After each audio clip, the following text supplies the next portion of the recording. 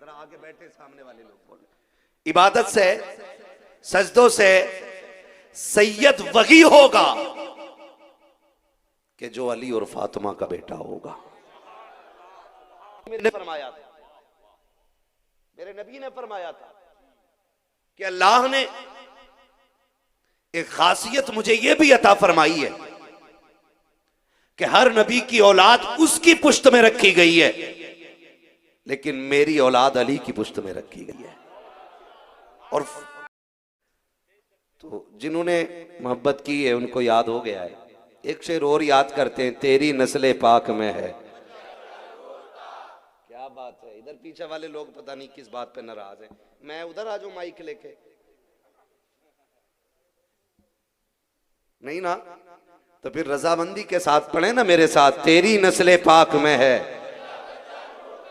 तू है ऐने नूर तेरा, सब घराना नूर का। हुजूर ना होते तो कुछ ना होता, हुजूर ना होते कुछ ना होता। हम अहले सुन्नत हैं, हम हुजूर के अहले बैत को भी मानते हैं, हुजूर के सहाबा को भी मानते हैं, इसलिए कि दोनों को मानने की वजह हुजूर की जात है। गौर कीजिएगा इस बात पे, ताकि अल्लाह करे ये झगड़ा भी हमारा खत्म हो जाए। ऊपर कुर्सी डाल दो साहब, कोई हो तो, कुर्सियां तो उधर काफी हैं, ले लीजिए, ऊपर आ जाइए। सारे लोगों की, हम सहाबा को भी हुजूर की वजह से मानते हैं और अहले बैत को भी, बोले सारे, हुजूर की वजह से मानते हैं। इसलिए कि दोनों को जो शरफ हासिल है वो हुजूर की निस्बत की वजह से, क्योंकि सहाबी कोई शख्स अमल की बुनियाद पर नहीं बन सकता, इबादत की बुनियाद पर। कोई तस्बीह की बुनियाद पर सहाबी नहीं बन सकता है। कोई 80,000 बरस तक सजदे करता रहे आज का बंदा भी हो सकता है, कुतुब बन सकता है, गौस बन सकता है, अब अख्ताब बन, कुतुब बन सकता है, अब्दाल बन सकता है, लेकिन सहाबी कौन होता? सहाबी वो होता है जिसने हुजूर को ईमान की हालत में देखा है और उसी हालत में दुनिया से गया है, वो हुजूर का सहाबी है। इस शरफ के लिए मुस्तफा को देखना जरूरी है। और इसी तरह सैयद कोई इबादत से नहीं बन सकता है, सैयद कोई रियासत है। यह अलग बात है कि 50 साल पहले अब्बा फकीर थे, अब औलाद सैयद लिखने लग गई है। पहले ढोल बजाते थे, अब सैयद हो गए। मुझसे भी कई लोगों ने कहा कि अब आपके आगे, नाम के आगे सैयद लगा दे। मैंने कहा क्यों? कहा आप तो बड़े मशहूर आदमी हैं। तो मैंने कहा मशहूर बंदा क्या सैयद बन सकता है? तो यहां भी डंडी मारी गई है। बरादरी पहले कुछ और थी, कुछ शोहरतें मिल गई तो सैयद लगाना शुरू कर दिया। एक बात याद रखना, जो नस्ब हो ना, वरना अपनी नस्ल को बताने में डंडी मारना, या जो है आपकी बिरादरी उससे बदल के बताना, या अपनी मां के ऊपर माअज़ल्लाह जिना का इल्जाम लगाना है, बहुत बड़ा गुनाह है। तो सैयद कोई भी इबादत से, बोले जरा आगे बैठे सामने वाले लोग बोले, इबादत से, सजदों से सैयद वही होगा कि जो अली और फातिमा का बेटा होगा। मैंने फरमाया था, मेरे नबी ने फरमाया था कि अल्लाह ने एक खासियत मुझे यह भी अता फरमाई है कि हर नबी की औलाद उसकी पुश्त में रखी गई है, लेकिन मेरी औलाद अली की पुश्त में रखी गई है। और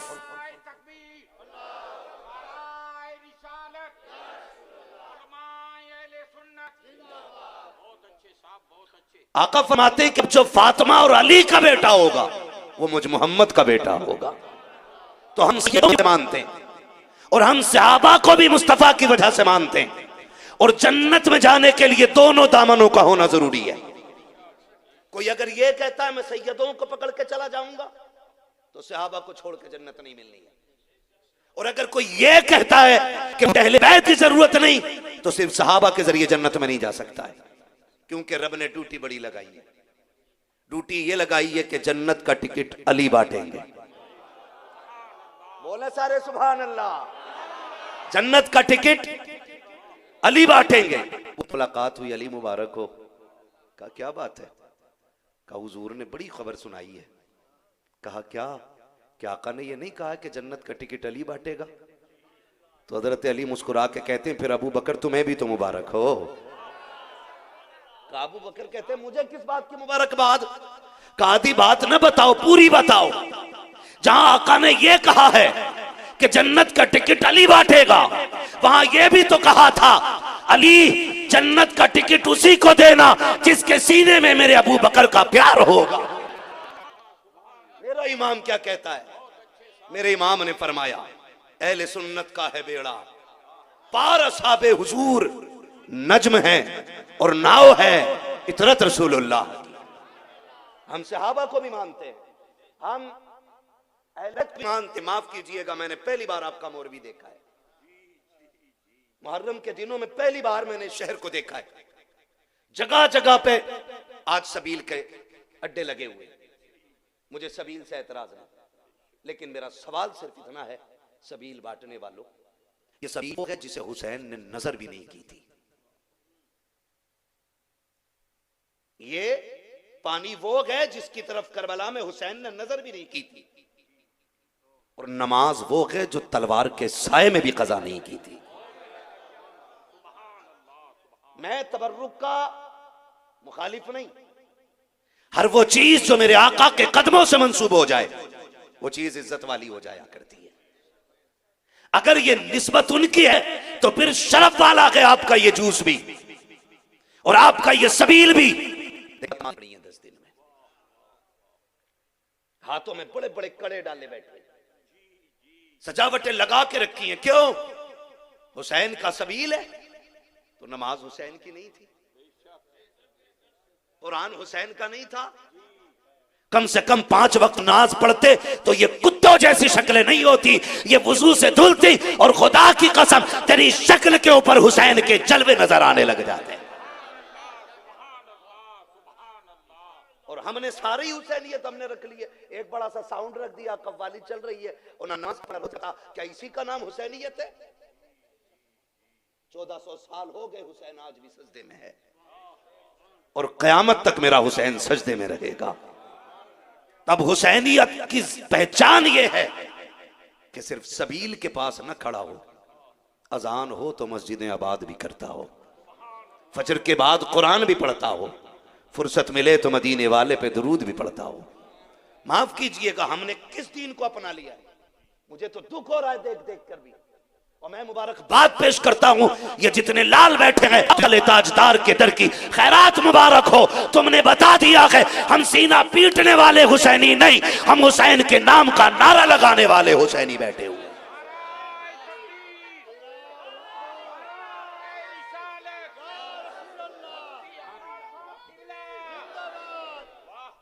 मैं पूछना चाहता हूं, क्या तेरे 4 ड्रम से दीन फैलेगा?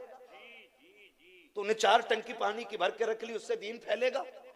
4 बंदों को तूने पानी पिला दिया तो दीन फैलेगा?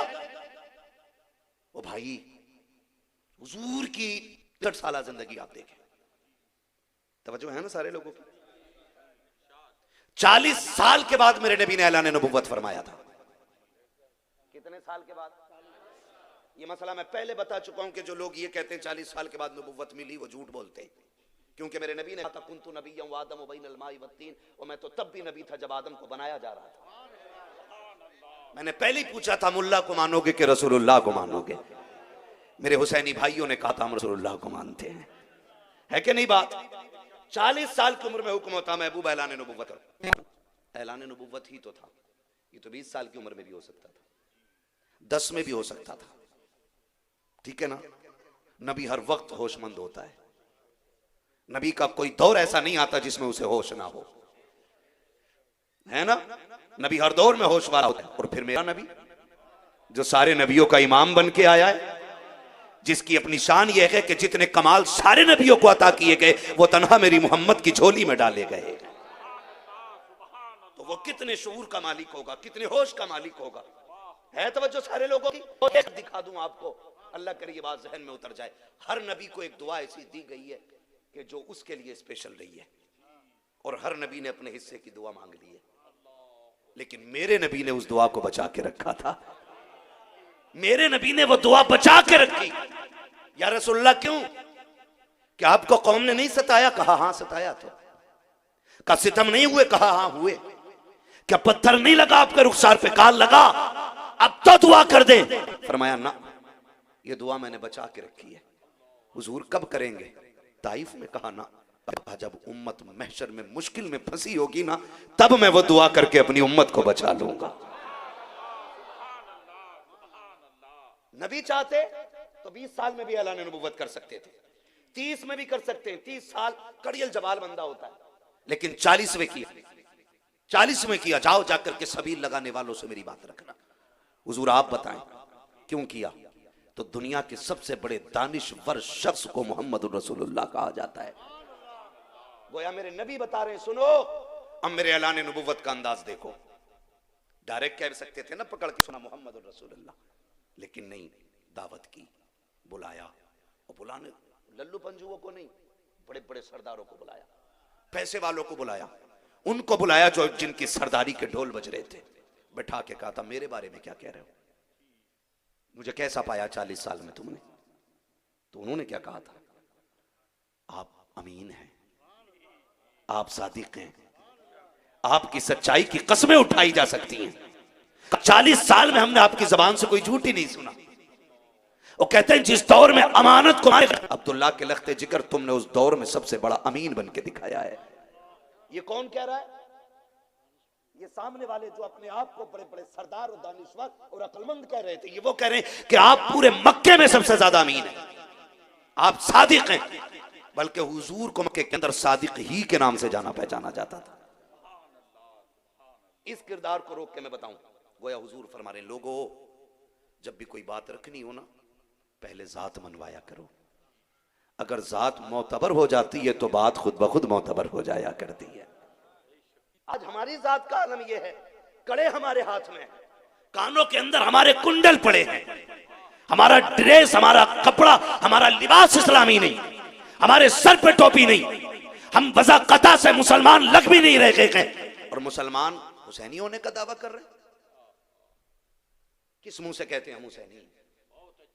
किस मुंह से कहते? मुझे याद आता है सरकार मुफ्ती आज़म आलम इस्लाम से किसी ने कहा था, हुजूर आप आला हजरत के बेटे? तो रोने लग गए थे, रोने लग गए। कहा क्यों रोए? मैंने कोई दुख तो नहीं दिया। कहा रोने की बात ये, आला हजरत का बेटा कहते हैं तो गैरत के मारे पानी पानी हो जाता हूं। आज अगर जरा सी हाफिज जी बाप हो जाए तो खानदान को बताता फिरता मैं हाफिज जी का बेटा हूं, खुद शराबी है, खुद जुआरी है, और कह रहा मैं मौलाना का बेटा हूं। और वो मुफ्ती आजम कह रहे हैं जब कोई आला हजरत का बेटा कहता है गैरत से पानी पानी हो जाता हूं। क्यों? कहते हैं जैसा उनके बेटे को होना चाहिए था मैं वैसा ना बन सका। आप अंदाजा लगाइए, और कम से कम अपनी गैरत नहीं करता, उनकी। एक रिवायत मैंने पढ़ी, रोना आ गया। कयामत में गुनाहगार को फरिश्ते जहन्नम में लेके जा रहे होंगे, दूसरे फरिश्ते देख के उसे रोएंगे। वो कहेगा यार तू क्यों रो रहा, जहन्नम में मैं जा रहा हूं। फरिश्ते कहेंगे बात ये है कि हमें तुझसे कोई हमदर्दी नहीं है और तेरा मेरा कोई रिश्ता भी नहीं। कहा रोया क्यों? कहा तुझे देख के नहीं, मैं मदीने वाले को देख के रो रहा हूं, उन्हें देख के रो रहा हूं। क्यों? क्यों? कहा उनकी उम्मत में होके भी जन्नती ना हो सका, जिनकी उम्मत में जन्नत फ्री बांटी जा रही थी। आला हज़रत क्या कहते हैं? लो वो आए मुस्कुराते, हम असीरों की तरफ खिरमते जाएंगे, वुसअतें दी हैं खुदा ने दामने महबूब को, जुर्म खुलते जाएंगे आका छुपाते जाएंगे। और आला हज़रत इन आंसुओं को देख के कहते हैं आहा आहा कलैश तो किए हमने। जब वो हुजूर की बेकरारी देखे, आला हज़रत देख रहे हुजूर रो रहे हैं, हुजूर रो हालत सजदा में आ गए, मालिक मेरी उम्मत बख्श दे, मेरी उम्मत बख्श दे। रब फरमाएगा या मोहम्मद इरफा रासका कुल तस्मा वसल तोता इशफा तुशफ़ा। महबूब सर तो उठा, मेरे महबूब उठा ना सर, आज महशर तो है ही तेरे लिए, रो मत, आज सर उठा। क्या कहना चाह रहा है? जो मांगेगा दिया जाएगा, सवाल कर, झोली भरी जाएगी। शफाअत कर, नवाजा जाएगा। तू जिसे कहेगा मैं उसे जन्नत देता जाऊंगा। कुरान कहता है वला सौफ युतीका रब्बुका फतरदा, महबूब गर्दन उठा, हम इतना देंगे कि तू राजी हो जाए।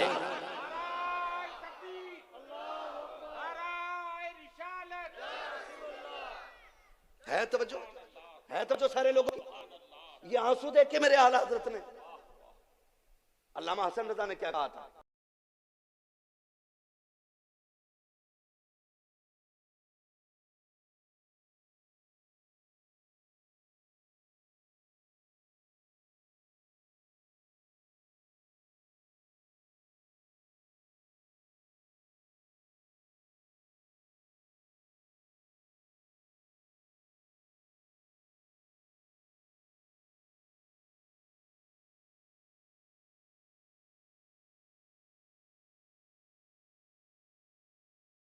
इस तरह तलाश करे, किसी का लाडला बच्चा गुम जाए और मिल न रहा हो, फिर माँ की क्या हालत होती है दुनिया जानती है। माँ को कपड़ों का होश नहीं रहता, पकड़ पकड़ के पूछती है मेरा लाल देखा हो तो बताओ, मेरा लाडला देखा हो तो बताओ। अल्लामा हसन रजा कहते हैं माँ का क्या प्यार है। कहते हैं अजीज बच्चे को माँ जिस तरह तलाश करे, खुदा गवाह के वही हाल आपका होगा।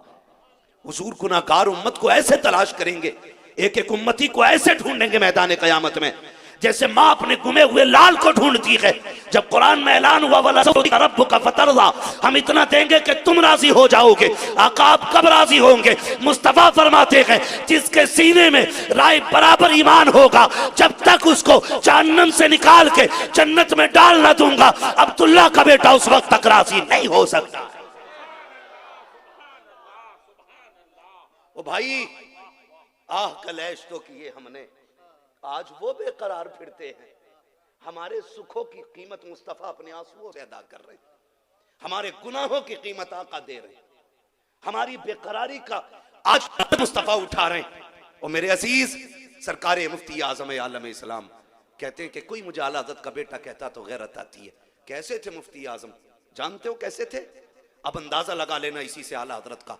मैं नहीं जानता, चाहने और मानने वाले के लिए एक छोटी दलील काफी होती है, और ना मानने वाले के लिए कुरान भी काफी नहीं होता है। इनकार करने वाले कुरान का भी इनकार करके, इनकार करने वाले रब के हकाम का भी इनकार कर बैठे। मुझे इससे कोई मतलब नहीं कौन तस्लीम करेगा कौन नहीं, लेकिन ये बात बताऊंगा कैसे थे मुफ्ती आजम। सफर कर रहे हैं, राजस्थान की जमीन है, राजस्थान की जमीन है। अम्बेस्टर गाड़ी थी, अम्बेस्टर गाड़ी होती आगे पीछे को निकली हुई, उस दौर में वो चलती थी। हाजी साहब जो उम्रदराज लोग हैं उन्होंने देखी होगी, और आज भी कलकत्ता के अंदर उसमें की गाड़ियां मौजूद हैं। उससे जा रहे हैं, आप एक मुरीद के यहाँ जाना था, उतरे आप गाड़ी से, तो आपके जो खादिम थे मौलाना साहब, उन्होंने यूं खिड़की में हाथ रखा हुआ था। मुफ्ती आजम सरकार उतर गए गाड़ी से, और जैसे ही वो पीछे हाफिज साहब थे ना, खिड़की से उतरे भी, खिड़की पक गई, गाड़ी भागता किसी ने खिड़की लगा दी, उनकी उंगली दब गई, और ऐसी दबी के पूरी फट गई उंगली। आने फरमाते हैं हाफिज साहब किधर हैं? कहा हुजूर उनकी उंगली में चोट लग गई है। कहा हुआ क्या है? कहा गाड़ी की खिड़की में आके दब गई है। आज की गाड़ियों में रबड़े हैं, वो गाड़ी बड़ी मजबूत गाड़ी थी, लोहे की विंडो, और उसमें कोई रबड़ का एहतमाम न था। जब मुफ्ती आजम सरकार ने देखा खून बह रहा है और पूरी उंगली जो है एकदम पिस गई है, आपने 3 उंगलियों के बीच में हाफिज साहब की उंगली को यूं पकड़ा और दम किया, हाथ जैसे छोड़ा अल्लाह ने मुकम्मल शिफा अता फरमा दी। तुम्हारे मुंह से जो निकली वो बात होके रही। ओ भाई ये मुफ्ती आजम कह रहे आला हज़रत के बेटे को जैसा होना चाहिए था मैं वैसा ना हो सका। निस्बतों का इतना लिहाज किया जाता है, तुम शराबे पी पी के हुसैनी होने का दावा करते हो, तुम ब्याज का पैसा खा करके हुसैनी होने का दावा करते हो। मैं शराब पीऊं और हुसैनी कहूं तो मुझसे बड़ा मक्कार कौन है? उनका नाम वही ले जिसकी जबान भी पाक हो, जिसका लहू भी पाक हो, जिसका किरदार भी पाक हो, जिसकी नस्ल भी पाक हो, नसब भी पाक हो। किसी नापाक को उनका नाम लेने की इजाजत इश्क नहीं देता, फिर कौन ले? मैं कहता हूं उनकी शान इतनी बड़ी है, हजार उसको गुलाब हुनूस नामे तू गुफ्तन कमाले बेअदबी। क्या यही ये दीन? क्या दीन सिर्फ मुहर्रम की 10 तारीख के लिए? एक जबान से कहना चाहूंगा, खुदारा रवैये बदल दो, अपने बदल दो, किरदार में भी हुसैनी हो जाओ और गुफ्तार में भी हुसैनी हो जाओ। हर एहतियात से हर हैसियत से हुसैनी हो जाओ। दीन इतना सस्ता नहीं है जितना समझ रखा है। कोई भी लल्लू पंजू कहीं भी दुकान लगा करके हुसैनी होने का दावा करने लगता है। खुदा की कसम खा के कहता हूं, हाफिज हमेशा होते रहेंगे, कारी हमेशा होते रहेंगे, शहीद भी होते रहेंगे, लेकिन शहीद करबला कोई कयामत तक नहीं हो सकता है, नहीं हो सकता है। इसलिए कि शहीद करबला होने के लिए मां का फातिमा होना जरूरी है, बाप का अली होना जरूरी है। जब तक ऐसे माँ बाप नहीं होंगे कोई बेटा नेज़े पे कुरान नहीं सुना सकता है। फिर तेरी मेरी औकात क्या है? हम होते कौन है? हम खड़े होकर के कहीं भी किसी हाल में हाथों में कड़े पहन के, कंगन पहन के, ब्रेसलेट पहन करके, गले में भैंस वाली जंजीर डाल के हुसैनी होने का दावा करते। गैरत क्यों नहीं आती है? दीन इतना सस्ता है। सुने, नबुव्वत का दरवाजा मेरे नबी की जात पे कम। अब हुजूर के बाद कोई कयामत तक नबी बोले, जिसका अकीदा वही बोले, हुजूर के बाद अब कोई नबी। सहाबा कहते हैं आका नबी क्यों आए? कहा जब जब जरूरत पड़ी है दीन को, रब की मशीयत ने जब ये चाहा है कि हमारी वहदानियत का परचम बुलंद हो, तो रब ने अंबिया पैदा किए। जब गुमराही बढ़ी, जुल्म बढ़ा, तो नबी आए, तब नबी आए। आका अब जरूरत नहीं पड़ेगी? पड़ेगी ना। अब गुमराही नहीं आएगी? आएगी। का मालिक आका बताएं ना, फिर नबी तो नहीं आएगा, दीन कैसे बचेगा? तब मेरे नबी ने कहा था अब तक जो काम अंबिया करते रहे हैं, अब वो काम मेरी उम्मत के उलमा करते रहेंगे। जिस जमात को दीन की जिम्मेदारी सौंपी गई, आज उसी जमात का मुआशरे में वकार नहीं। मैं आपसे पूछना चाहता हूं, जो कौमें अपने रहनुमाओं का एहतराम नहीं करती, वो कौमें पैरों तले कुचल दी जाती है। और जिस कौम को अपने रहनुमा की कदर नहीं होती है, वो कौमें तारीख के सफ़े हस्ती से मिटा दी जाती है। दीन फैला है और कयामत तक फैलता रहेगा दुनिया की, लेकिन खुदा के दीन के आगे कोई लोहे वाली दीवार नहीं आ सकती है। मुझे बात याद आ रही है, बता दूं जरा, थकिएगा नहीं इंशाअल्लाह। मेरी कोशिश ये रहेगी कि 10 तारीख तक इंशाअल्लाह बात करबला तक जाएगी और करबला से फिर मदीने तक भी आनी है। मैं इंशाअल्लाह अपना इरादा पूरा करके माइक छोड़ूंगा आखिरी दिन। मैं इस चीज का आदी नहीं हूं कि मैं आपका वक्त जाया करूं, थोड़ी सी आज सुना दी, थोड़ी सी कल सुना दी। अल्लाह करे ये दीन जहनों में उतर जाए। इसी दीन के लिए हुसैन करबला में आए थे, इसी दीन के लिए हुसैन करबला में आए थे। दीन फैला है। और जो हिकारत से देखते इल्म वालों को सुने, तारीख में बहुत बड़ा नाम है जुनैद बगदादी। जो बंदा नहीं बोला मैं नहीं जानता हूं वो क्यों आया है, वो खुद सोचे कि इतना बड़ा नाम लिया गया मेरे मुंह से, सुभान अल्लाह नहीं निकला। हजरत जुनैद बगदादी, जुनैद बगदादी का दौर है, ईरान का बादशाह है, ईसाई है। एक दिन उसकी बेटी सो रही महल के अंदर, तवज्जो कीजिए, सोते सोते ना उसने हुजूर का दिया। जब उसने हुजूर का कलमा पढ़ा ना, तो बादशाह ने उसको उठाया, है क्या बोल रही है? उसने फिर हुजूर का कलमा पढ़ा। उसने कहा जाग रही है फिर भी उन मेरे दुश्मन का नाम ले रही। उसने कहा दुश्मन तेरा होगा, मेरा तो महबूब लगता है। दुश्मन था, उसने कसर नहीं रखी, उसने बाल पकड़ा, मारा, जितना पीटा गया बेटी को पीटा। उसने कहा तू जो चाहे कर ले, अब इस दिल से उनका नाम नहीं निकल सकता है। उसने कहा लगता है पागल हो गई है। तबीब बुलाए गए, सबने इलाज किया, लेकिन जानते हो इश्क वो होता है जो सर चढ़ के बोला करता है। ये भी कोई इश्क 4 बूंदे गिरी घर भाग गए कि कल सुन लेंगे, कल सुन लेंगे। किसी ने हजरत बिलाल से कहा था, बिलाल इतनी मारे खाता है फिर भी जोर से कलमा पढ़ता है। तो कहते हैं कलमा पढ़ने में मजा ही तब आता है जब जालिम जुल्म करता हुआ नजर आए। और ये बात मेरी लिख लेना, एसी के अंदर नमाज पढ़ने में वो मजा नहीं आता जो चटियल मैदान में। लिख लेना इस बात को, ये लज्जत है अल्लाह के जिक्र की। और इश्क जो है अपने तकाजे करता है, इश्क के अपने तकाजे होते हैं, अपने मामलात इश्क के होते हैं। किसी ने कहा था बिलाल चुपके चुपके कलमा पढ़ लिया कर। कहा नहीं। का जोर से क्यों पढ़ता है? का दुश्मन की आंखों में आंखें डाल के जो कलमा पढ़ने का मजा है ना, वो दिल के अंदर कलमा पढ़ने में मजा नहीं आया था। पावर होते हुए भी कुछ नहीं बिगाड़ पा रहा, मैं उसके मुंह पे कलमा पढ़ रहा हूं। उमैया ने क्या किया था? उमैया ने कहा बिलाल खाल खींच लेंगे। आपने कहा था बोटियां काट, हड्डियों के टुकड़े कर, मेरी रग रग काट दे, लहू का एक एक कतरा ले ले। ये तू सब ले सकता है क्योंकि तू इसका मालिक है, लेकिन दिल नहीं ले सकता है क्योंकि दिल पे कब्जा मेरे यार का हो गया है। दिल पे कब्जा मेरे यार का हो गया। तो इश्क का अपना में यार होता है। उसने माँ बाप ने मारा, डॉक्टर आए, दवाइयां दी, ठीक नहीं हुई। ये वो नशा नहीं जिसे तुरशी उतार दे। फिर उतरता कैसे? वो इश्क का नशा था। उसने कहा इसे बांध दो जंजीरों से। बच्ची को जंजीरों से बांध दिया गया। उधर जुनैद बगदादी हज के लिए निकल रहे। बाद से जुनैद बगदादी कहां के लिए निकले? हज के लिए निकले। जहाज नहीं था, ट्रेन नहीं थी, बुलेट नहीं थी, बाइक नहीं थी, बस नहीं थी, सवारी थी, घोड़ा या ऊंट। सवारी पे बैठे, खादिम रस्सी लेके चला। जब एक राह वो आई जो एक मदीने को जाती थी, दूसरी ईरान को जाती थी, तो सवारी ने उधर को रुख कर दिया जो रास्ता ईरान का था। तवज्जो है ना सारे लोगों की? अब खादिम खींच रहा, हुजूर ये जाती नहीं, मैं इसे मदीने वाली राह पे कर रहा हूं, ये ईरान वाली राह पे जा रही है। फरमाने लगे इसे इसकी मर्जी पे छोड़ दे। और कहा तू जा, मुझे जाने दे। रस्सी छोड़ दी गई, सवारी लेके चलती गई। जब बादशाह का शहर आया ना, तो उस इलाके में पहला मुसलमान दाढ़ी वाला दिखा उनको, ईसाइयों को पहला मुसलमान। वो देख के कहने लगे ये तो मुसलमान लगता है। आपने कहा अल्हम्दुलिल्लाह, मैंने मोहम्मद अरबी का कलमा पढ़ा हुआ है।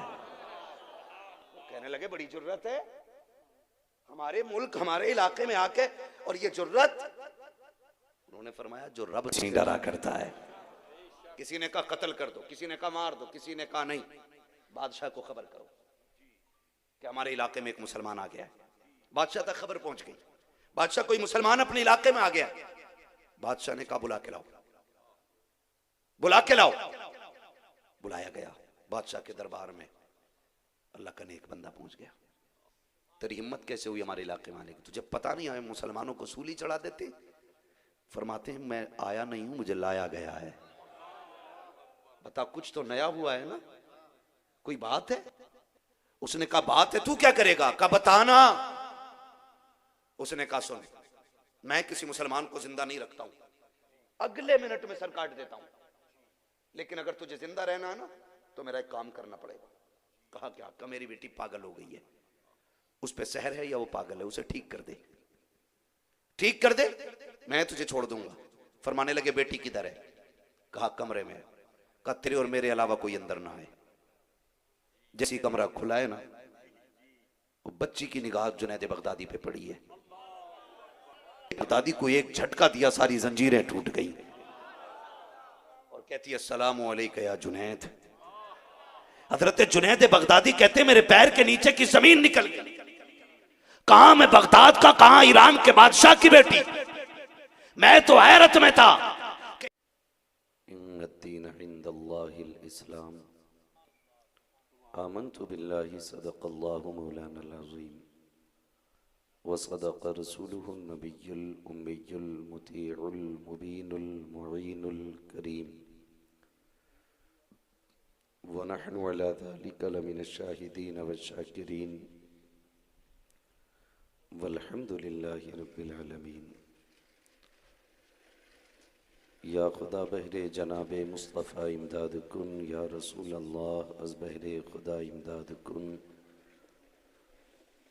या शहीद करबला, या दाफ़िए करबला, गुल रुखा शहज़ादे गुलगू क़बा इमदाद कुन, गौसे आज़म बमने बेसर व सामा मददे, क़िबले दी मददे, काबे ईमा मददे, बगिरदा बे बला उफ्ताद कश्ती, मदद कुन मदद कुन मदद कुन, या मुईनुद्दीन चिश्ती क़ादिरी यमनारे, या गौसे आज़म मीज़नम, दमज़ शेख अहमद रज़ा ख़ान क़ुत्ब आलम मीज़नम, बलग़ल उला बिकमालिही कशफ़ा जमालिही, हसनत जमीउ ख़िसालिही, सल्लु अलैहि व आलिही। करूँ तेरे नाम पे जाँ फ़िदा, न बस एक जान दो जहां फिदा, दो जहां से भी नहीं जी भरा, करूं क्या करोड़ों जहां नहीं। जिसको अपने नबी से जितनी मोहब्बत का एहसास हो, कोशिश करें सारे लोग उतनी ही आवाज़ के साथ रसूल और आले रसूल की बारगाह में दुरूद व सलाम की डालियाँ निछावर कर लें। पढ़ें बावाज़ बुलंद, अल्लाहुम्मा सल्ली अला सय्यदिना व शफ़ीइना व नबीना व मौलाना मुहम्मदिन मअदिनिल जूदि वल करम व आलिहि व अस्हाबिहि व बारिक वसल्लिम सलातन व सलामन अलैका या रसूल अल्लाह सल्लल्लाहु तआला अलैहि वसल्लम। मैं मुबारकबाद पेश करता हूँ तमाम ही अरकान कमेटी, बानियान महफिल, सदर कमेटी, मेंबरान कमेटी को कि हर रोज़ की तरह आज भी ये महफिल अपनी तमाम तर रानाइयों के साथ और मुस्तकिल मकाम पर सरुकी है। अल्लाह रब्बुल इज़्ज़त आपकी, हमारी सबकी कोशिशें, मेहनतें, मोहब्बतें अपनी बारगाह में कबूल फरमाए और इस महफिल को मौला हम सब के लिए ज़रिए निजात बनाए। मौसम बारिश का हो रहा है और हल्की फुल्की बारिश गिर भी रही है। मैं आपसे बस इतना अर्ज़ करूँगा कि जिन्हें ये पानी पहले से नुकसान दे रहा हो वो चाहें तो उठ के चले जाएं, लेकिन अगर आप सेहतमंद हैं तो फिर बैठे रहें। नज़रिया ये है कि अगर इस महफिल में भीग के बीमार भी हो गए तो इंशाअल्लाहुल अज़ीज़ ये बीमारी हमारे और आपके लिए एक बहुत बड़ा इनाम बन सकती है। और वैसे भी मुझे लगता है ऐसा कोई शख्स नहीं है जो भीग के पिघल जाए। कई नौजवान बार बार यूं देख रहे हैं ऊपर से बारिश ही आएगी, तो अगर सुनने का इरादा हो तो इजाज़त दें मैं सफ़र का आगाज़ करूं, और अगर बारिश से डर के जाने का इरादा हो तो फिर मुझे भी मशवरा दें कि मैं भी आपके साथ चलूं। क्या राय है? खैरियत हैं सब?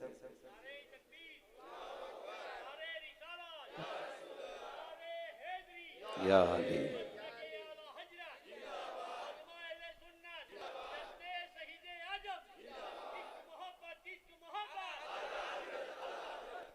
ये इशारे होते हैं। इशारा ये नहीं कि कोई खड़े होकर कहे बोलो जी बोलो मौलाना, बापू बोलो हम बैठे। नहीं नहीं, इसलिए कहते हैं बुजुर्गों से ताल्लुकात रखा करो। जहाँ जवानों की अक्लें काम छोड़ जाती हैं वहाँ से बुजुर्गों की अक्ल का आगाज़ होता है। अल्लाह सलामत रखे जवानों को, बुजुर्गों को, बच्चों को, बेटियों को, बहनों को, माओं को, जो अपना घर बार छोड़ के करबला वाले के नाम की महफिल में आके बैठ गई है। हमारा अपना नज़रिया ये, हमारे जान के मालिक भी मुस्तफ़ा हैं, हमारी कुल कायनात के मालिक भी मुस्तफ़ा हैं।